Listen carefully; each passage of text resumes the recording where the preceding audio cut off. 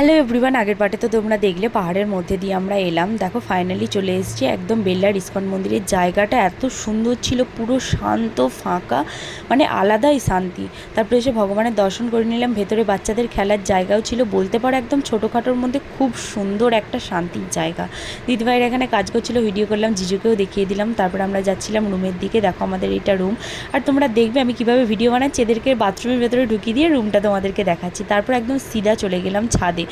সত্যি বলছি গাইস, দূর দূর পর্যন্ত কিছু ছিল না, আর কি শান্তি যে লাগছিল। আর আমাকে দেখো আমি কি করছি, কিন্তু গরমটাও একটু বেশি ছিল। তারপর প্রসাদ পেতে বসে গেলাম। সত্যি ছোলার তরকারিটা, মানে প্রত্যেকটা সবজি খুব সুন্দর হয়েছিল।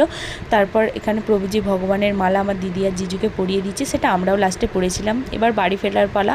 তারপর আমরা বাড়ি ফেরার সময় চলে গেছিলাম গোশালায় অনেক গাভী মাতাদের দর্শন করতে।